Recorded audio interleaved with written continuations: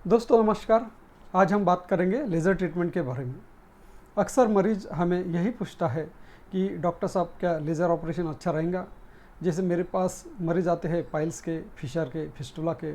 हर कोई मुझसे यही सवाल करता है कि क्या ये सर्जरी के लिए लेज़र ट्रीटमेंट अच्छा रहेगा, या फिर अगर कोई दूसरी ऑपरेशन के लिए भी आते हैं, जैसे कि ब्रेस्ट सर्जरी यानी छाती में गठान है, या अपेंडिक्स का ऑपरेशन करना है, या किडनी की पथरी है, या इवन गॉल ब्लैडर की पथरी है, तो भी सभी चीज़ों के लिए मरीज़ मुझे यही पूछता है कि या क्या आप लेज़र ट्रीटमेंट करेंगे, यानी कि लेज़र ऑपरेशन करेंगे। तो ये जो लेज़र के बारे में आपका सोचना है, यानी मरीज़ों का सोचना है कि लेज़र ट्रीटमेंट कुछ ऐसा एक जादुई ट्रीटमेंट है जिससे आपको बहुत ही अच्छा रिलीफ मिलेगा, बहुत जल्द बीमारी से छुटकारा मिलेगा, बहुत कम दर्द होगा, तो ऐसा कुछ नहीं है। उसी के बारे में कुछ एक्सप्लेनेशन आज मैं इस वीडियो में देने जा रहा हूँ। सबसे पहले बात करेंगे कि लेज़र मशीन क्या होती है। क्या अलग अलग ऑपरेशन के लिए अलग अलग मशीन होती है, या अलग अलग डिपार्टमेंट वाइज, यानी जैसे radiology department, skin department, gynaecology department, आप आँखों का डिपार्टमेंट, इसके लिए क्या अलग अलग मशीनें होती है, सबसे पहले ये जानेंगे। तो इसका जवाब है हाँ, सभी डिपार्टमेंट के लिए अलग अलग तरह के मशीनें बनाई गई है।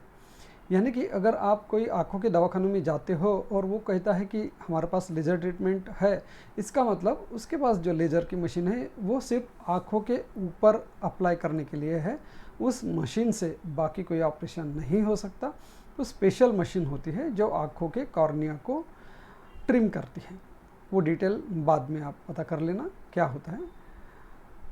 इसमें आपको जानना ये ज़रूरी है कि आँखों के लिए अलग मशीन है, और जैसे आप कोई किडनी स्टोन के लिए, यूरोलॉजी सर्जरी के लिए आप जाते हो, उनके पास जो मशीन होती है वो कुछ अलग मशीन होती है। प्रोक्टोलॉजी के लिए यानी कि पाइल्स, फिशर, फिस्टुला के लिए जो मशीन है वो कुछ अलग होती है। और स्किन डिपार्टमेंट यानी आप स्किन के ऊपर कुछ बीमारियां है, कुछ टैटू है या कुछ बाल है, इनको निकालना है, उसका लेज़र सर्जरी का ट्रीटमेंट करा रहे या उसका जो भी ट्रीटमेंट करा रहे, उसकी मशीन अलग होती है। तो ये बिल्कुल सभी अलग अलग टाइप्स के मशीन होते हैं। ऐसा नहीं कि एक ही मशीन सभी प्रकार के काम कर सके। तो ये आपको बहुत ज़रूरी है समझना, क्योंकि एक कोई अगर हॉस्पिटल है जिसमें एक स्किन स्पेशलिस्ट भी है और एक जनरल सर्जन है, और उनके पास स्किन के लिए कोई लेज़र सर्जरी की मशीन है, लेकिन ज़रूरी नहीं कि वो मशीन प्रोक्टोलॉजी में यानी पाइल्स में इस्तेमाल की जाए। आप उनके एडवर्टाइजमेंट से जो स्किन के लिए एडवर्टाइजमेंट कर रहे हैं कि हमारे पास लेज़र मशीन है, वो देख के आप सर्जरी के लिए कदापि ना जाए, या अगर जाए भी तो आप उनसे पूछ सकते हैं क्या आपके पास अलग से मशीन है, क्योंकि एक मशीन से ये काम नहीं हो सकता। ये कम से कम आप अपने दिमाग में बात डाल दें। अब सवाल यह है कि लेज़र मशीन करती क्या है फिर। हर चीज़ के लिए, हर ऑपरेशन के लिए अगर अलग अलग टाइप के मशीनें हैं, तो ऐसा क्यों है? तो ऐसा इसलिए है कि लेज़र मशीन ये लाइट से ऑपरेशन करने वाली मशीन है। इसकी जो बारीक लाइट रहती है, जैसे कि आपने खेल खिलौने में जो लाल वाली लेज़र लाइट देखते हैं, सेम तरीके की ये मशीन रहती है। आप ये सोचेंगे कि ये महंगी क्यों है। वो महंगी इसीलिए है कि ये जो फ्रीक्वेंसी निकलती है वो अलग टाइप की है।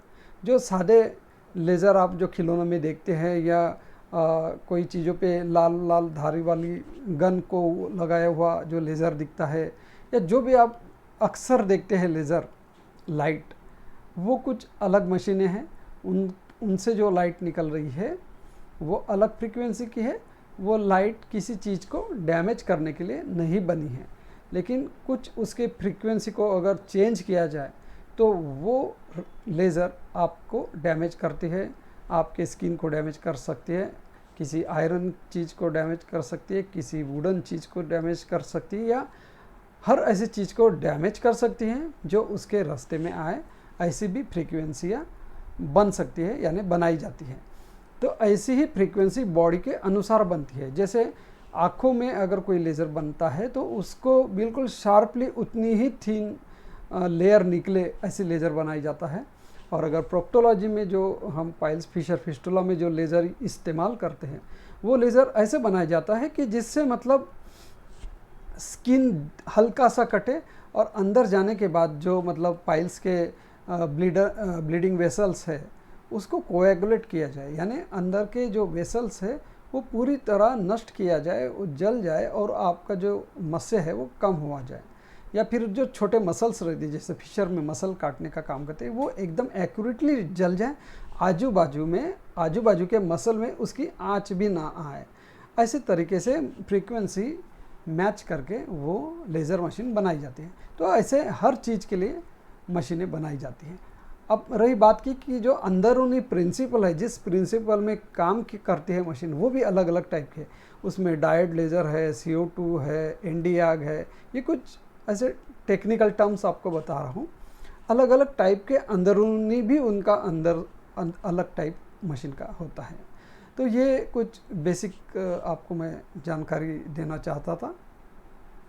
अब सबसे मेन सवाल आपका ये है कि अगर डॉक्टर ने हमको बताया कि लेज़र का ऑपरेशन हम करते हैं और ऑपरेशन होने के बाद फिर हम कैसे समझे कि हमारा लेज़र का ऑपरेशन हुआ है। इसमें जैसे कि मैं अभी पाइल्स फिशर फिस्टुला की बात करता हूँ, इसमें अगर आप ऑपरेशन करते हैं तो जनरली आपको टाँके नहीं लगते। अगर आपको टाँका नहीं लगा है, यानी आपको जो चीरा लगा हुआ है उसमें टाँका नहीं है, तो आप ये समझ सकते हैं, क्योंकि आप तो बेहोश रहेंगे, आप मशीन देख नहीं पाएंगे, या फिर आपको ऑपरेशन के पहले जो मशीन दिखाई उसी से ऑपरेशन हुआ है ये भी आप जान नहीं पाएंगे। मतलब आपको तो थोड़ा सा विश्वास ही करना पड़ेगा। अगर कोई सचमुच आपको मूर्ख बनाने पे तुला हुआ है तो आप कुछ नहीं कर सकते, आप ये विश्वास पे चलने वाला काम है। तो इसमें अगर आपको टाका नहीं है तो हो सकता है आपका लेज़र हुआ है। लेकिन कुछ क्लोज सर्जरी जो है, जैसे फिशर के लिए स्फिंक्टरोटॉमी सर्जरी हम क्लोज मेथड से भी करते हैं और लेज़र से भी करते हैं। तो क्लोज मेथड में होता ऐसा है कि एकदम छोटा सा चीरा लगता है जिसको टाके लगाने की ज़रूरत नहीं पड़ती है, उसको हम क्लोज मेथड कहते हैं। तो उसमें भी सिमिलर रिजल्ट है, बिल्कुल आपको ऐसा ही लगेगा कि जैसे लेज़र सर्जरी हुआ है, भले ही वो लेज़र सर्जरी नहीं हो, वो ब्लेड से किया जाता है या फिर एकदम फाइन सीजर से भी किया जाता है, लेकिन स्फिंक्टरोटॉमी सर्जरी में आप जान नहीं पाएंगे। वैसे पाइल्स में अगर आपका लेज़र सर्जरी होता है और अगर आपके जो एक्सटर्नल हीमोराइड है यानी मस्से नहीं निकलते हैं, तो आपके लैट्रिन के जगह पर यानी एनल कैनाल पर कोई भी ऐसा बाहर बड़ा घाव नहीं होना चाहिए जिसको टाँके लगाना पड़े। एकदम फाइन 2 mm का छेद वगैरह बन सकता है, जिससे लेज़र फाइबर अंदर डालकर आपके अंदरूनी मस्से को श्रिंक किया जा सकता है, जलाया जा सकता है। बाहरी मस्से भी जलाए जाते हैं लेकिन वो उतना श्रिंक नहीं हो पाते, लेकिन अंदरूनी मस्से जो आपके ब्लीडिंग के लिए जवाबदार है उनको जलाया जाता है और उसमें भी टाँके नहीं लगते हैं और ख़ास करके आपको दर्द भी नहीं होगा ज़्यादा। तो ये पेनलेस प्रोसीजर है अच्छे से किया जाए तो, और आपको अगर टाँके नहीं है तो आप समझ सकते हैं कि ये लेज़र से हैं।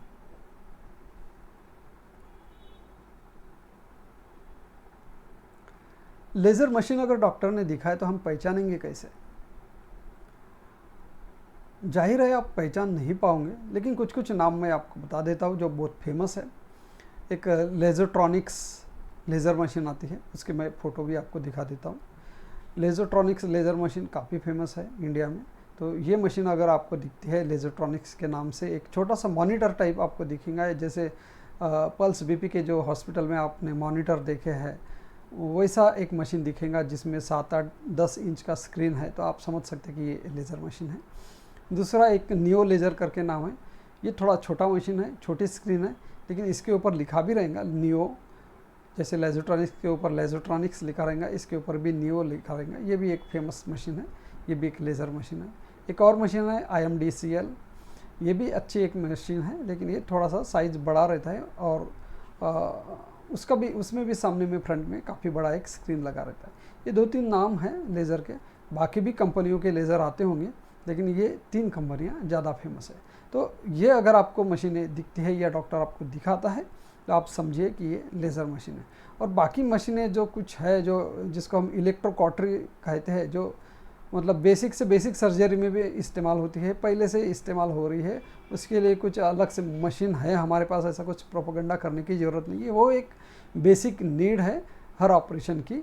वो मशीन हर ऑपरेशन थिएटर में होती ही है, उसके बिना ऑपरेशन किया नहीं जा सकता। ऐसी मशीनें भी आपको अगर दिखा के कह दिया जाए कि ये लेज़र मशीन है, तो आप थोड़ा सा ये कुछ फ़ोटो देख के ही आप समझ सकते हैं कि ये मशीन वो है या नहीं है। जो भी है मैं आपको दिखाने की कोशिश करूँगा। तो बस इसी से समझ जाइए, ये 2-3 नाम याद रखिए और समझिए कि यही लेज़र मशीनें हैं।